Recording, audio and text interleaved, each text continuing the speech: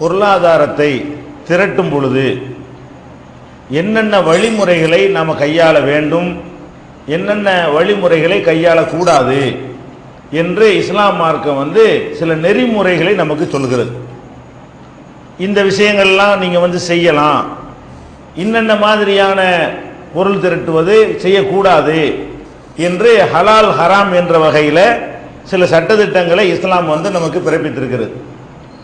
ஆனால் இதை செய்யக்கூடாது அதை செய்யக்கூடாது என்று சொல்லும் பொழுது மனிதர்கள், பேராசை கொண்ட மனிதர்கள் என்ன நினைக்கிறாங்கன்னு கேட்டால், எதுக்கு இந்த தேவையில்லாத கட்டுப்பாடு, எதை வேணாலும் செஞ்சு சம்பாதிக்க வேண்டியதானே, இதுல எல்லாம் போட்டுட்டு அதை செய்யாத இதை செய்யாத என்று சொல்வது என்ன நியாயம் என்பது மாதிரியான ஒரு மனநிலைக்கு ஆளாகிறார்கள் இறை நம்பிக்கை இல்லாதவர்கள் அல்லது அறகுறையான நம்பிக்கை உள்ளவர்களும் இந்த மாதிரி எண்ணத்துக்கு வர்றாங்க. நம்ம முதல்ல புரிந்து கொள்ள வேண்டும், இந்த மார்க்கத்தில் அல்லாஹ் எதையெல்லாம் செய்யலான்னு அனுமதித்திருக்கிறானோ அதையும், எதையெல்லாம் செய்யக்கூடாதுன்னு சொல்லி தடுத்திருக்கிறானோ அதையும் நீங்க பார்த்தீங்கன்னு சொன்னா, அனுமதிச்சதுக்கும் தடுத்ததுக்கு மத்தியில் பெரிய பயங்கரமான வித்தியாசம் இருக்கும். அதாவது 10,000 விஷயங்கள் அதில் அனுமதிச்சிருந்தான்னு சொன்னா ஒன்று தான் தடுத்திருப்பான். அதாவது கூடாது, இப்படி செய்யக்கூடாது என்று அல்லாஹ் தடை செஞ்சிருக்கிறான அது பாதி, ஹலால் பாதி அப்படின்னு இருந்துச்சுன்னு சொன்னா நம்ம திணறலாம், தடுமாறலாம். எப்படி உலகத்தில் வாழ்றது, பாதி வழி அடைச்சி வச்சுட்டீங்களா சம்பாதிக்கிறதுக்கு, பாதி தானே இருக்குது அப்படின்னு நம்ம நினைக்கலாம். ஆனால் பார்க்கறதுக்கு பாரதூரமா உங்களுக்கு தெரியுமே தவிர சிந்திச்சு பார்த்தீங்க என்று சொன்னா அல்லாஹ் தடை செய்திருக்கிறது ரொம்ப ரொம்ப கம்மியான விஷயங்கள் தான் தடுத்திருக்கிறான். அல்லாஹ் அதிகமான விஷயங்களை அனுமதித்திருக்கிற காரணத்தினால இந்த ஹராமை, அதாவது கூடாது என்று இறைவன் தடுத்ததை விட்டு நம்ம விலகி கொண்டால் அதனால இந்த உலகத்தில் வாழ்வதற்கோ சம்பாதிப்பதற்கோ எந்த முட்டுக்கட்டையும் ஏற்படாது நம்ம நம்பணும். சில இது அதை செய்யாது அதை செய்யாதுன்னு சொன்னா நமக்கு சம்பாதிக்க இயலாதுன்னு நம்ம நினைக்கிறோம். இல்ல, நிறைய சம்பாதிக்கிறதுக்கான வாசல்கள் அதிகமா திறக்கப்பட்டிருக்கிறது. 1000 வாசலை திறந்து ஒரு வாசல் அடைக்கப்பட்டிருக்கு. இப்படித்தான் இந்த மார்க்கத்தில் சட்டத்திட்டங்கள் தரப்பட்டிருக்கிறது என்பதை முதல்ல நம்ம மனசுல பதிய வைத்துக் கொள்ளணும். அதே நேரத்தில் இந்த தடை செய்யறாங்கள இஸ்லாத்தில், அதை செய்யாத இதை செய்யாதுன்னு, இந்த மாதிரி தடைகள் நீங்க வாழுகிற உலகத்திலேயே மனிதனும் தடை விதிக்கத்தான் செய்யறான். மனிதனும் என்ன செய்யறான், நீ அதை செய்யக்கூடாது, நீ இதை செய்யக்கூடாது, நீ சம்பாதிக்கிற காசை உன் நாட்டுக்கு அனுப்புறதா இருந்தா உண்டியல் அனுப்பக்கூடாதும்பா. அது கேட்க நம்ம ரெடியா இருக்கிறோம். வெளிநாட்டில் நம்ம சம்பாதிக்கிற பணத்தை நாங்க எந்த வழியில் அனுப்ப சொல்றோமோ அந்த வழியில தான் அனுப்பணும், இல்லைன்னா அதுக்கு உன்னை தண்டிப்போம் அப்படின்னு சொன்னா, அதாவது ஒரு நாட்டினுடைய ஒரு லாபம் அதுல கருத்துல இருக்கிறதுங்க. ஆனா அல்லாஹ் ஒன்றை கூடாதுன்னு சொல்றான்னு சொன்னா அதுல சமூகத்துக்கு நமக்கு நன்மை தரக்கூடிய விஷயங்களா தான் இருக்குமே தவிர அல்லாஹ்வுக்கு ஏதோ லாபத்தை அடிப்படையா வச்சா இதெல்லாம் தடுக்கிறான். அப்ப அல்லாஹ் சில விஷயங்களை தடை செய்திருக்கிறான் என்று சொன்னால் அது ஒரு அர்த்தத்தோட தான் செஞ்சிருப்பான். அதுல நமக்கும் நன்மையா இருக்கு, ஆனா மனித குலத்துக்கு நன்மையா இருக்கு அப்படிங்கிற ஒரு அடிப்படை நம்ம மனசுல பதிய வைத்துக் கொள்ளணும். அதனால அல்லாஹ் எதெல்லாம் நமக்கு செய்யக்கூடாது என்று தடை செய்திருக்கிறானோ, எந்த வழியில எல்லாம் பணத்தை சம்பாதிக்க கூடாது என்று கட்டளை பிறப்பித்திருக்கிறானோ அதுல ஒரு நூல் அளவு கூட பெசகாமல் இருக்க வேண்டும் என்ற ஒரு முடிவுக்கு நம்ம வரணும். ஏன் அல்லாஹ் திருக்குர்ஆன்ல பல இடங்கள்ல இந்த மாதிரி கட்டளையை போடுறான். எப்படி போடுறான், யா அய்யுஹன்னாஸ், மனிதர்களே. முஸ்லிமுக்கு மட்டும் கூட இந்த கட்டளை கிடையாது, மனிதர்களேன்னு கூப்பிடுறான். குலு மிம்மா ஃபில் அர்லி ஹலாலன் தய்யிபன், இந்த பூமியில தூய்மையான அனுமதிக்கப்பட்டதை நீங்கள் உண்ணுங்கள். நீங்க உண்ணுவதை சாப்பிடுறத சம்பாதிக்கலாம் சேர்ந்துடும். இந்த பூமியில நீங்கள் உண்பதாக இருந்தால் அனுமதிக்கப்பட்டதாகவும் தூய்மையானதாகவும் இருக்கிறத அதை சாப்பிடுங்க. வலா தத்தபியூ குத்துவாத்தி ஷைத்தான், ஷைத்தானுடைய அடிச்சுவட்டை நீங்க பின்பற்றி ஹராம சாப்பிட்றாதீங்க, பின்பற்றாதீங்க. அதாவது தடை செய்த விஷயத்தை நீங்க உண்டு விடாதீர்கள் என்று சொல்லி 2வது சூறாவுல 168வது வசனத்தில் அல்லாஹ் இப்படி ஒரு கட்டளையை போடுறான். அதே மாதிரி யா அய்யுஹல்லதீன ஆமனு, மூமின்களை பார்த்து அல்லாஹ் கூப்பிடுறான், நம்பிக்கையாளர்களே, குலூமின் தய்யிபாத்தி மா ரஸக்னாக்கும், உங்களுக்கு நாம் வழங்கி இருக்கிற நிறைய வழங்கி இருக்கிறோம், இந்த வழங்கினதுல தூய்மையானதை மட்டும் நீங்கள் உண்ணுங்கள். வஷ்குரு லில்லாஹ், அல்லாஹ்வுக்கு நீங்க நன்றி செலுத்துங்க. இன் குன்தும் இய்யாஹு தாபுதூன், நீங்க அவனையே வணங்குறது நிஜமா இருந்தால் ஹலாலை மட்டும் சாப்பிடுங்க அல்லாஹ் சொல்றான். அப்ப ஹலாலை சாப்பிடணும்னா அல்லாஹ் வணங்கலன்னு ஆயிரும். அல்லாஹ் என்ன சொல்றான்னு கேட்டா, நீங்கள் அவனைத்தான் வணங்குகிறீர்கள் என்பது உண்மையாக இருந்தால் ஹலாலை மட்டும் சாப்பிடுங்க. அப்ப இதுக்கு என்ன பொருள்? அப்ப நம்ம ஹராம சாப்பிட்டோம்னு சொன்னா அல்லாஹ் நம்ம வணங்கலன்னு அர்த்தம், வணங்கினாலும் வணங்கலன்னு அர்த்தம். அப்ப நீங்கள் அவனையே வணங்குறவர்களாக இருந்தால் ஹலாலை மட்டும் உண்ணுங்கள் என்று 2வது சூராவுல 172வது வசனத்துல அல்லாஹ் சொல்லி காட்டுகிறான். இதே கருத்தை 5வது சூராவுலையும் 88வது வசனத்துல சுட்டி காட்டுகிறான். இந்த மாதிரி ஹராமான விஷயங்களை முழுமையாக நம்ம தவிர்த்து விட்டு தூய்மையான ஹலால் மட்டும்தான் எனக்கு வேணும். வியாபாரமா இருந்தாலும் சரி, வேற வேற வகையிலான வருவாயா இருந்தாலும் சரி, அதுல என்ன நம்ம பார்க்கணும்? இது அல்லாஹ் அனுமதிச்சிருக்கிறானா, இது தடை போட்டிருக்கிறானா? அனுமதிச்சா தாராளமா நம்ம என்ன செய்ய வேண்டியது? இறங்க வேண்டியது. ஏன்னு கேட்டா நபிகள் நாயகம் ஸல்லல்லாஹு அலைஹி வஸல்லம் அவர்கள் ஒரு அழகான ஒரு ஹதீஸ்ல இந்த பொருளாதாரத்தை தப்பா திரட்டுவது எவ்வளவு பெரிய டேஞ்சரா முடியும், அது எவ்வளவு பெரிய கேடுகளை நமக்கு ஏற்படுத்தி விடும், நம்முடைய மர்ம வாழ்க்கை எவ்வளவுக்கு அது பாதிக்கும் என்பதை ரொம்ப அழகா சின்ன குழந்தைக்கு சொல்ற மாதிரி விளக்குறாங்க. ஐயுஹன்னாஸ், மனிதர்களே, இன்னல்லாஹ தய்யிபுன் லா யக்பலு இல்லா தய்யிபன். அல்லாஹ் தூய்மையானவன், அல்லாஹ் தூய்மை, அவன்கிட்ட எந்த விதமான கசடுகள் அவன்கிட்ட கிடையாது. அல்லாஹ் தூய்மையானவனா இருக்கிறதுனால தூய்மையானவற்றை மட்டுமே அவன் ஏற்றுக்கொள்கிறான். அல்லாஹ் தூய்மையா இருக்கிறதுனால அவன் உங்கள்கிட்ட இருந்து எதை ஏத்துக்குருவான்? தூய்மையா இருக்கிறதான் ஏத்துக்குருவான் அப்படின்னு முதல்ல பீடிகை போடுறாங்க. அப்ப நம்ம எத்தனையோ எந்த ஒரு மனிதனா இருந்தாலும் அவன் வாழ்நாளில் இந்த பொருளாதாரத்தை செலவழிக்கிறான். தனக்கு செலவழிச்சது போக எத்தனையோ நன்மை தரக்கூடிய வழியில செலவழிக்கத்தான் செய்யறான். அவன் திங்கிறது ஒரு பக்கம், அவன் பொண்டாட்டி கொடுக்குறான், அதுக்கு நன்மை இருக்குது. அவன் பிள்ளையை கொடுக்குறான், அது நன்மை இருக்குது. தாப்பனாரை கவனிக்கிறான், அதுக்கு நன்மை இருக்குது. தாயாரை கவனிக்கிறான், அதுக்கு நன்மை இருக்கு. மறுமையில் அதுக்கு மறுமையில் நன்மை இருக்கிறது. சொந்த பந்தங்களை கவனிக்கிறான், அதுக்கு அவன் நன்மை இருக்கிறது. ஆனா இதெல்லாம் நன்மை தருமான தராது. எப்ப தராது? நீ தூய்மையான காசுல இருந்து செலவழிச்சா தான் உனக்கு தாயை கவனிச்சா என்பதற்காக நன்மை கிடைக்குமே தவிர, இல்லைன்னா நீ தாயை கவனிச்சு அவ்வளவுதான். உலகத்துல தாயை கவனித்தார், தாய் சொல்லி தட்டாத பிள்ளைன்னு போஸ்டர் அடிச்சுன்னா ஒட்டலாம், வேற ஒண்ணு அங்க கிடைக்குமான்னா கிடைக்காது. அப்ப நம்ம எவ்வளவோ காசுகளை கஷ்டப்பட்டு ஒருத்தன் சம்பாதிச்சு நன்மையை கொள்ளையடிக்கிற வழியில் செலவு செய்கிறான்.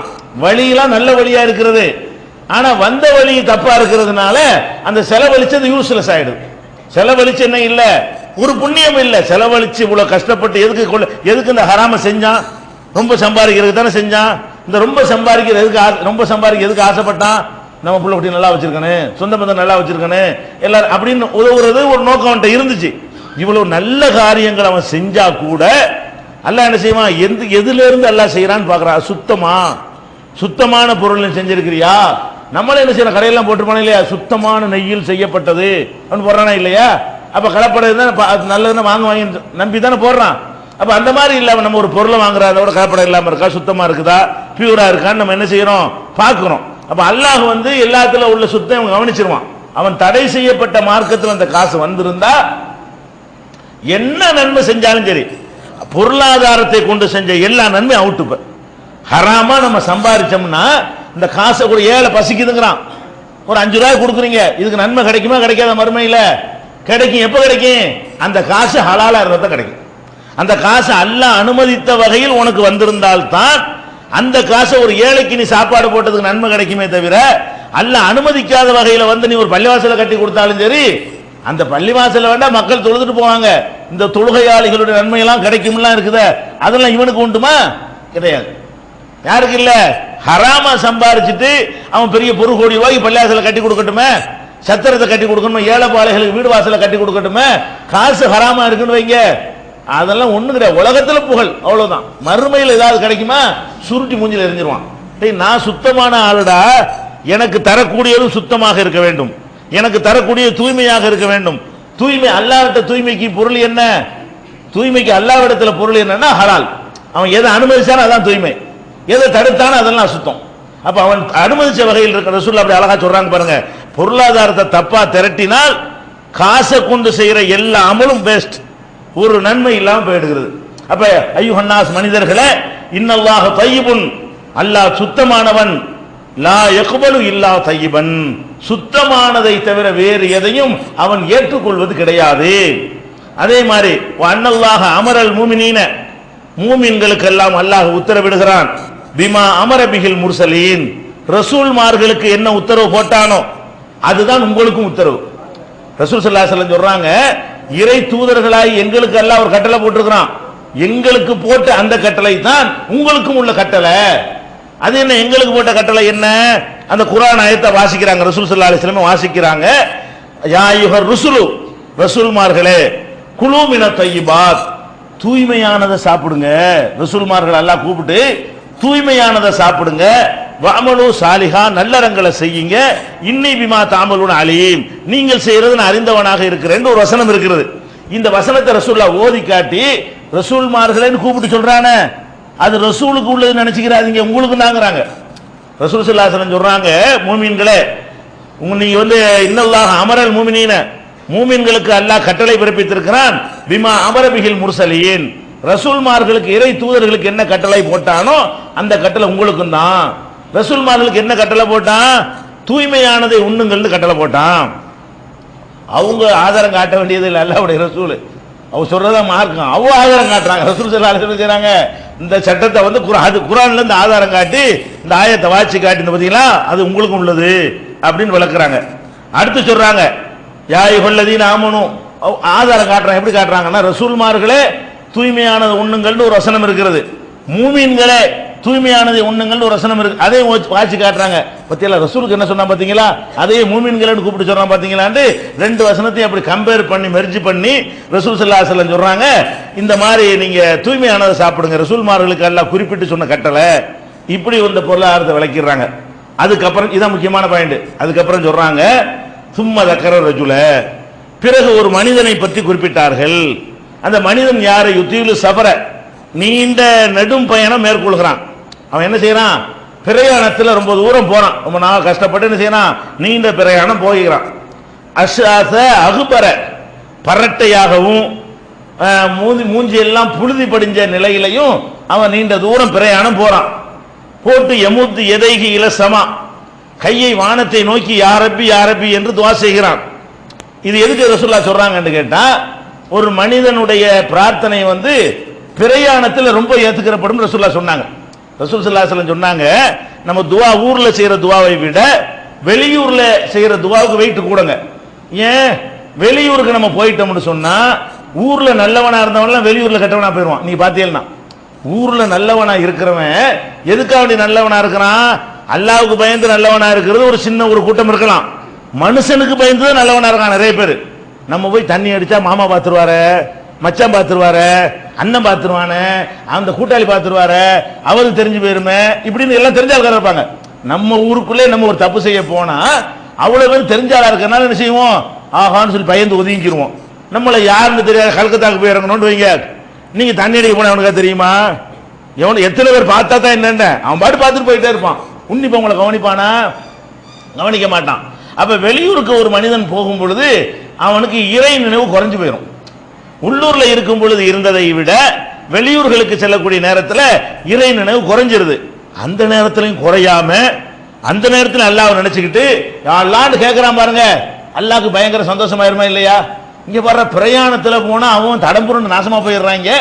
பிரயாணத்தில் போய் யாரும் அறியாத ஊர்ல போய் நின்றுக்கிட்டு நான் ஒரு ரப்பு இருக்கேன்னு நினைச்சு என்கிட்ட கேட்கிறான் பாத்தியா, அப்படின்னு அல்லாஹ் சந்தோஷம் அடைந்து அவனுடைய துவாவை கூடுதலா ஏத்துக்கிறான். ஒரே மனிதன் அவன் சொந்த ஊர்ல கேட்கிறதை விட அதே மனிதன் வெளியூர்ல நின்று ஒரு துவாவை செய்தானேயானால் அது அவனை அந்த துவா வெயிட்டா ஏற்றுக்கொள்ளப்படும். அதுக்கு தான் ரசூல் ஸல்லல்லாஹு அலைஹி வஸல்லம் சொல்றாங்க, இந்த மனிதன் அவ்வளவு பெரிய அந்தஸ்துல இருக்கிறான். இப்ப சொன்ன மனிதன், இப்ப சொன்ன ஒரு மனிதன் இருக்கானே, நீண்ட பயணத்தை மேற்கொள்கிறான். அந்த நீண்ட பயணம் எப்படிப்பட்ட பயணம்? தலையெல்லாம் பரட்டையாகி போச்சு. ஒரு நாள் பயணத்துல பரட்டையாகுமா? அப்ப நல்ல நாலு லாங் டைம்ல போறான், பிரயாணம் போறான், தலையெல்லாம் பரட்டையாகி போச்சு, மூஞ்சிலாம் புழுதி படிஞ்சு போச்சு. அப்ப அந்த மாதிரி கஷ்டமான பிரயாணம், இப்ப கஷ்டத்தோடையும் நான் நீண்ட நாட்களும் செய்யக்கூடிய ஒரு பிரயாணத்துல மேற்கொண்டு அல்லாஹ்ட்ட துவா செய்யறான, இவன் துவா ஏத்துக்கிறப்பட்டமா இல்லையா? இதை சொல்லிட்டு ரசூலுல்லாஹ் சொல்றாங்க, யமுத்து எதைகி இல சமா, வானத்தை நோக்கி கைகளை உயர்த்தியவனாக யா ரப்பி யா ரப்பி, இறைவா இறைவாண்டு என்னனமோ அவனுக்கு தேவையானது எல்லாம் கேட்கிறான். ஆனால் வ மத்அமுஹு ஹராம், அவன் உண்ணுகிற உணவு ஹராமாக இருக்கிறது. வ மஷ்ரபுஹு ஹராம், அவன் அருந்துகிற தண்ணீர் பானம் ஹராமாக இருக்கிறது. ஓ மல்பசுஹு ஹராம், அவன் அணிந்திருக்கிற ஆடை அது ஹராமாக இருக்கிறது. ஓ உதிய பில் ஹராம், ஹராமுலயே அந்த உடலை வளர்க்கப்பட்டிருக்கிறான். இந்த மொத்த பாடியே ஹராம் தான். இங்க கொண்டு வந்து இப்ப திங்கிற சோறு மட்டும் ஹராம் இல்ல, இந்த உடம்பே எதுல வளர்ந்துருக்குது? ஊர்ல இருக்கும்போது ஹராம திண்டு திண்டு வளர்ந்துருக்குது. அப்ப இந்த மொத்த உடம்பு பூரா ஹராமுல வளர்ந்துருக்குது. உடல் ஹராமா இருக்கிறது, இப்ப சாப்பிட்டு இருக்கிற உணவு ஹராமா இருக்கிறது, நீ குடிக்கிற தண்ணி ஹராமா இருக்கிறது. இப்படி இருந்தா அண்ணா யுஸ்தஜாபுலஹு, எப்படி இவன் துவா ஏத்துக்கிறப்படுன்னு? அல்லாஹ் என்ன ஏமாளியா? அல்லாஹ்க்கு விளங்காதா? ஏண்டா நான் வேணாம், என் கட்டளை மீறு வேணாம் சொன்னது எதிர்த்து நிற்பேன், அப்புறம் நான் வந்து உன்னை ஏத்துக்கணுமா? உங்களுக்கு கருணை காட்டணுமா? நல்லா நினைக்க மாட்டான். அப்ப ரசூல் ஸல்லல்லாஹு அலைஹி வஸல்லம் என்ன சொல்றாங்கன்னு கேட்டா, துவா எங்க ஏற்றுக்கொள்ளப்படுவதற்கு அதிக சான்ஸ் இருக்கிறதோ அங்க வந்து துவா ஏற்றுக்கொள்ளப்படாம ஆக்கிவிடுது. மற்ற நேரத்தில் என்ன எதுக்கு நம்மளை ஆளாக்குன்னு பாருங்க. பிரயாணத்தில் போய் கூட அந்த துவா ஏற்றுக்கொள்ளப்படுற நிலையை நம்ம அடைஞ்சு கூட இது ஹராமா இருந்துச்சுன்னு சொன்னா துவா அவுட்டு. காபத்துல்லா அப்படி தொங்கிக்கிட்டு நீங்க வந்துகிட்டு துவா செஞ்சாலும் ஏத்துக்கிறப்படுமா? கலப்படம் பண்ணி சம்பாதிக்கிறீங்க, மோசடி பண்ணி சம்பாதிக்கிறீங்க, லஞ்சம் வாங்கி சம்பாதிக்கிறீங்க, அதுக்கப்புறம் நீங்க ஹஜ்ஜுக்கு வேற போறீங்க. நீங்க எல்லாம் அன்று பிறந்த பாலகரை வருவீங்களா? உடனே அல்லாஹ் வந்து எல்லா பாவத்தையும் மன்னிச்சு விட்டுருவானா? நீங்க அங்க போய் கெஞ்சனோன்னு உடனே மக்பூ துவா கபூலாகி திரும்பி வருவீங்களா? கிடையாதுங்கிறாங்க ரசூல். எப்படி ஏத்துக்குருவான்? உன் உணவு ஹலாலா இருக்க வேண்டும். முதல்ல நம்ம செய்யற தர்மங்களுக்கு நன்மை இல்லாம போயிடுது, ஹராமுனால வரக்கூடிய மோசமான விளைவு. ரெண்டாவது விளைவு என்னன்னா, நமக்கு எவ்வளவு கோரிக்கை அல்லாட்ட இருக்குது, நம்ம எவ்வளவு விஷயங்கள் அல்லாட்ட கேட்க வேண்டி இருக்கிறது, எல்லாமே அழிஞ்சு நாசமா போயிடுது. இப்ப ஒன்னும் கேட்க முடியாத, ஒண்ணு நல்லா தரமாட்டானே, அது மாதிரி விதியில உள்ளபடி வந்துகிட்டு இருக்கலாமே தவிர நம்ம எவ்வளவோ கோரிக்கைகளை மனசுல வச்சிருப்போமே, அதெல்லாம் கேட்டா நீ பாட்டு கேட்டுட்டு போடா. நீ கேட்டா என்ன, கேட்காட்டி என்ன? நீ என்னத்துக்கு எனக்கு என் சொல்ல கேட்டியா? என் கட்டளை இப்படி நடந்தியா? அற்பமான காசுக்காக வேண்டி என்னையத்துக்கு உதாசீனம் பண்ணிவிட்டிய. நான் எவ்வளவு பெரிய ஆள் உனக்கு ஆர்டர் பண்ணியிருக்கிறேன், உனக்கு எவ்வளவு பெரிய இன்பங்களை தந்திருக்கிறேன், நான் உத்தரவு போடுறேன், அதை விட உனக்கு இந்த காசு தானே உனக்கு பெருசா போச்சு அப்படின்னு அல்லாஹ் நினைத்தான் என்று சொன்னால் அவன் எப்படி நம்முடைய துவாவை ஏத்துக்குருவான்? அப்ப நபிகள் நாயகம் ஸல்லல்லாஹு அலைஹி வஸல்லம் அவர்கள் இந்த ஹதீஸ்ல ரெண்டு மெசேஜ் நமக்கு வைக்கிறாங்க. என்ன வைக்கிறாங்க? நீங்கள் ஹராமான முறையில் நீங்கள் பொருளாதாரத்தை திரட்டினால் அந்த நிலையில் இருந்து கொண்டு உங்களுடைய துவா என்ன செய்யப்படாது? துவா அங்கீகரிக்கப்படலைன்னா என்னத்துக்கு இஸ்லாத்தில் இருந்து என்ன பயன்? நம்ம ஒரு முஸ்லீமா இருந்து என்னத்துக்கு நம்ம முஸ்லீமா இருக்கிறோம்? இந்த துவாவெல்லாம் ஏற்றுக்கொள்ளப்பட்டு சொர்க்கத்துக்கே துவா செய்வோம், ஏற்றுக்கிறப்படாது. நரகம் வேணான்னு துவா செய்வோம், இம்மைக்கு செய்வோம், மறுமைக்கு செய்வோம், எல்லாமே அவுட்டுனா என்னத்துக்குங்கிற முஸ்லீம் அர்த்தமே இல்லை. அப்புறம் அப்ப இந்த ஹராம்ங்கிறது வந்து இஸ்லாத்துல நம்ம இருப்பதனால் என்ன நன்மை நமக்கு கிடைக்குமோ அந்த நன்மையை இழக்க வச்சுப்படுத. அப்ப நம்ம இதுல ரொம்ப கவனமா, இது ஒரு விஷயம். அதெல்லாம் நல்லது கெட்டது ஏதாவது பண்ணணும்னா அதுக்கு நன்மை இல்லாம போயிடுது. இது ரெண்டாவது விஷயம். இவ்வளவு பெரிய விஷயமாக்கு இந்த ஹராம் எதுன்னு தெரியறதுக்கு முன்னாடி இந்த ஹராமான விஷயம் திரட்டுனா எவ்வளவு பெரிய பயங்கரம்னு நீங்க நினைக்கணும். எது எது ஹராமுங்கிற அப்புறம் தான். நீங்க ஹராமான தடை செய்யப்பட்டுச்சுன்னு வந்துச்சா நெருங்க மாட்டேன், இதை செஞ்சுட்டு யார் நாங்க துவா ஏத்துக்கொள்ளப்படாத அந்த துர்பாக்கியசாலியா நான் ஆக மாட்டேன் அப்படிங்கிற நிலைக்கு வரணும் நம்ம. இது வந்து சஹீ முஸ்லிம்ங்கிற நூல்ல 1686வது ஹதீஸ்ல இருக்கிறது. அதே மாதிரி நபி ஸல்லல்லாஹு அலைஹி வஸல்லம் அவர்கள் சொல்றாங்க ஒரு தடவை. ஆக எப்படி சொல்றாங்கன்னு பாருங்க. யா அய்யுஹன்னாஸ், மனிதர்களே, மன் அமில மின்கும் லனா அலா அமலின், நாம ஒருவரை நீதிகளை வசூலிப்பதற்காக அனுப்பி வைக்கிறோம். ரசூல் ஸல்லல்லாஹு அலைஹி வஸல்லம் அவர்கள் ஜனாதிபதியா இருக்கிறாங்க இல்லையா? ஜனாதிபதிங்கிற முறையில் ஜக்காத்தை வசூலிப்பதற்காக, வரியை வசூலிப்பதற்காக, ஜிஸியாவை வசூலிப்பதற்காக, இன்னும் அரசாங்கத்துக்கு தேவையானதை திரட்டுவதற்காக வேண்டி ஆமீல்கள் சொல்லி, அதாவது நிர்வாகிகள் என்ன செய்வாங்க, பல பகுதிகளுக்கு அனுப்பி வைப்பாங்க. கூட்டத்தான வரணும், ஜக்காத்தை கவர்மெண்ட்லாம் திரட்டி விநியோகம் பண்ணுவாங்க. நாம வந்து இந்த பொருளாதாரத்தை திரட்டுவதற்காக வேண்டி ஒரு ஆளை அனுப்புகிறோம். கத்தமனா மின்ஹு மகீத்தன், அவர் நம்மிடத்தில் இருந்து ஒரு ஊசியை மறைத்து விடுகிறார். ரசூல் ஸல்லல்லாஹு அலைஹி சொல்றாங்க, நம்ம அதற்கு பாக்கெட்ல போட்டுட்டாரு. இதை செஞ்சு விட்டால் ரசூலுல்லாஹ் சொல்றாங்க, ஃபமா ஃபௌகஹு, இதையோ இதுக்கு மேம்பட்டதையோ செய்து விட்டால் கியாமத் நாள்ல என்ன செய்வான்? அதோட வந்து நிற்பான், அல்லாஹ் காட்டிடுவான். இந்த ஊசியை தூக்கிட்டு வருவார். எல்லாரும் பளிச்சுன்னு தெரியும், அட பாவி இப்படி திருடிட்டு வந்துட்டியடா, இப்படி கேவலமான ஒரு காரியம் செஞ்சுட்டீடான்னு சொல்லி அங்க நீங்க நாரி போயிருவீங்க அப்படின்னு சொல்லி ரசூல் ஸல்லல்லாஹு அலைஹி வஸல்லம் இதை சொல்றாங்க. சொன்ன உடனே சஹாபாக்கள் பாருங்க, ஒரு ஹராம்னு தெரிஞ்சா அப்படியே உடனே சரண்டர். சஹாபாக்கள் நிலைமை என்ன தெரியுமா? இப்படி ஒரு பாரதூரமான ஒரு விஷயம் வருதுன்னு வைங்க, உடனடியா நினைஞ்சிருவாங்க, அந்த தவறுல இருந்து விலகிடுவாங்க. குடம் குடமா குடிச்சு பழகுனவங்க வந்து ஒரு ஆர்டர்ல தூக்கி குடத்தை உடைச்சாங்களா இல்லையா?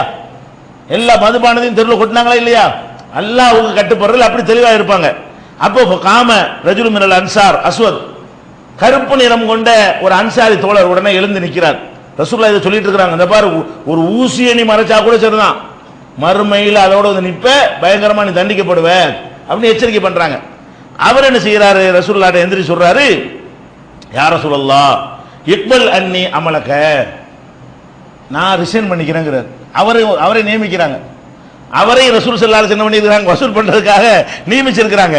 அவர் என்ன பண்றாரு, முன்னாடி ஒரு ஊசி கூட இருக்க கூடாதுங்கிறீங்க, இது நமக்கெல்லாம் சரிப்பட்டு வராது, நான் எனக்கு வேணாம், அந்த வேலையை வேணாம், நீங்க என்னைய நீங்க வசூலிக்கிறதுக்கு அனுப்புறங்கிறீங்க, நான் அந்த வேலையிலிருந்து விலகி கொள்கிறேன், என்னுடைய விலகலை நீங்கள் ஏற்றுக்கொள்ளுங்கள் அப்படின்னு சொல்லி ரசூல் ஸல்லல்லாஹு அலைஹி வஸல்லம் உடனே பயப்படுறாங்க. பார்த்தீங்களா, ஒரு ஊசி எடுத்தா கூட பயங்கரமான விளைவு ஏற்படும் சொன்னா உடனே பயந்து வந்துடுறாங்க.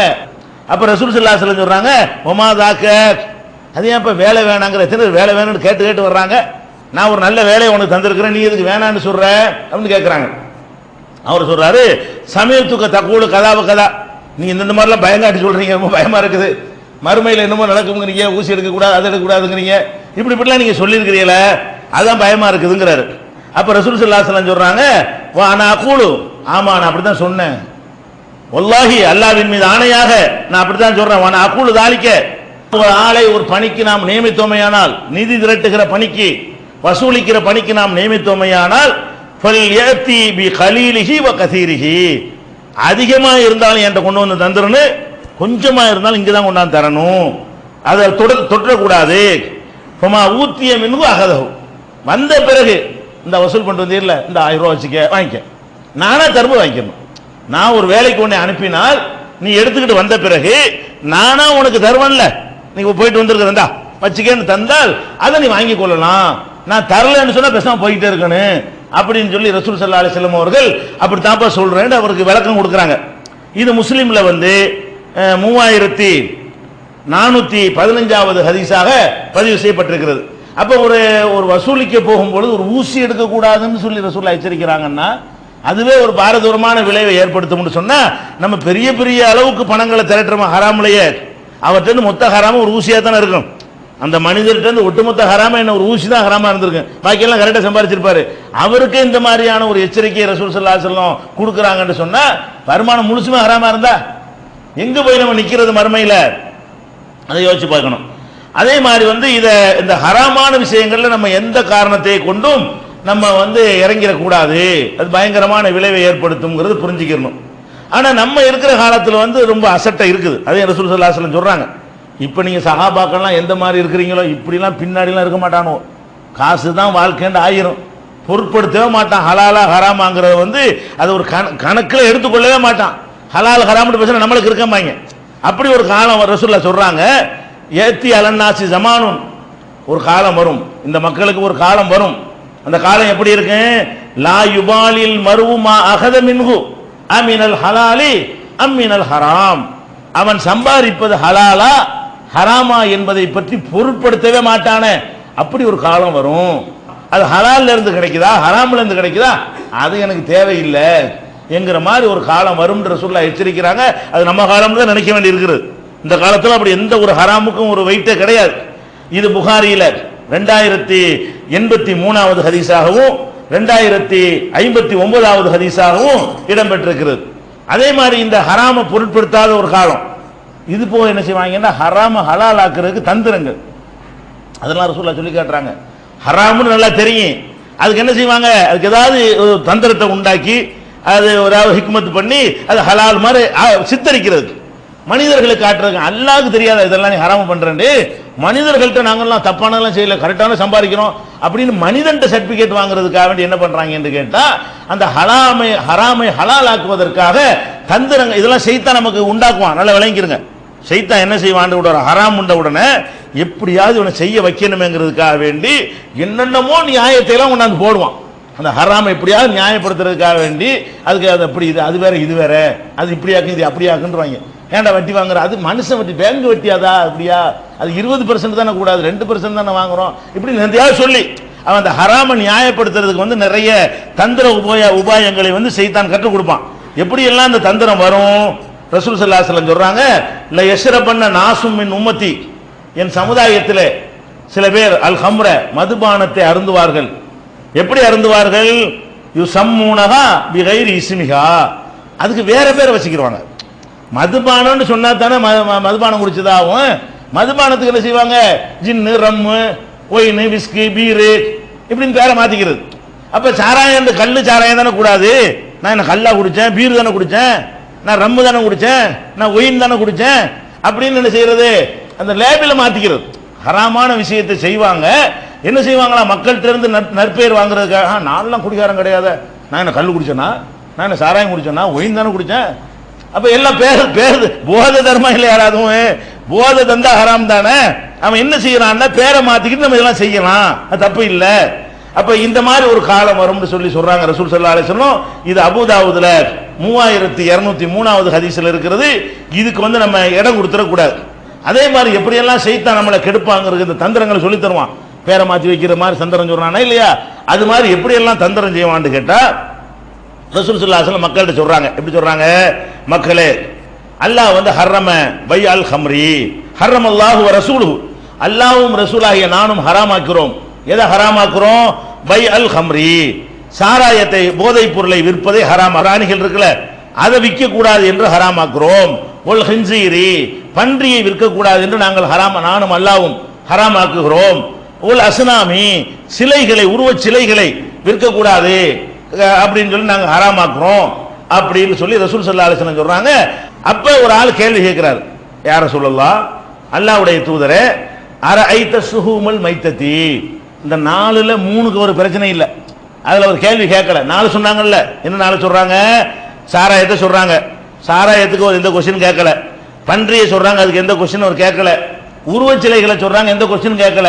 இந்த செத்து போனதுன்னு சொன்னாங்கல்ல, செத்த ஆடு, செத்த மாடு, செத்த கோழி, இதெல்லாம் விற்க கூடாதுன்னு, அதுல மட்டும் ஒரு கேள்வி கேட்கிறாரு. அரஐத சுஹூமல் மைத்ததி, இந்த செத்த பிராணியுடைய கொழுப்பு இருக்குத, அது வேற காரியத்துக்கு நமக்கு பயன்படுது. ஹராம் தான், திக்க கூடாது, சரிதான். அந்த செத்து போன பிராணியுடைய கொழுப்பு என்ன செய்யுதுன்னு கேட்டா கப்பலுக்கு பூசுவாங்க. கப்பல் தயாரிச்சு தண்ணியில கூட முந்தி அந்த மிருகத்தினுடைய கொழுப்புகள் அப்படி வெளியே பூசணும்னு சொன்னா தண்ணி உள்ள போகாது, தண்ணி வாங்காது. அந்த எண்ணெய் செத்து இருக்கிறதுனால தண்ணியில உறிஞ்சாம இருக்கும், அதுக்கு பயன்படுத்துவாங்க.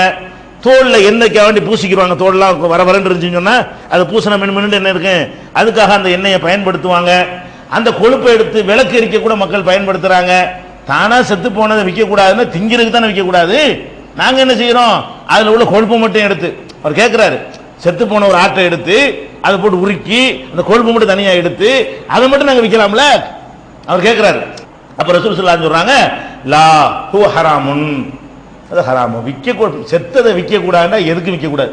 விற்க கூடாதுன்னு எப்போ திங்க கூடாதுன்னு சொன்னா வேற எதுக்கு பயன்படுத்திக்க. ஒரு காரியத்தை திங்க கூடாது என்று மார்க்கம் சொன்னால் வேற வகைக்கு நீ மண்ணை கூட திங்க கூடாதுதான், விற்கலாம். இந்த பாயை திங்கலாமா? திங்க கூடாது, ஆனா விற்கலாம்ல. வேற பர்பஸ்க்கு திங்க கூடாதுன்னு மட்டும் சொன்னா வேற எதுக்காக யூஸ் பண்ணிக்க. விற்க கூடாதுன்னு சொன்னா எதுக்கு விற்க கூடாது? இந்த 4 விற்க கூடாதுன்னு கட்டளை வருது. இந்த 4 விஷயம் என்ன செய்யக்கூடாது? விற்க கூடாது. பன்றி திங்க கூடாது மட்டும் கட்டளை இல்லை. பன்றிக்கு என்ன கட்டளைனா திங்கவும் கூடாது, விற்கவும் கூடாது. அப்படின்னா என்ன அர்த்தம்?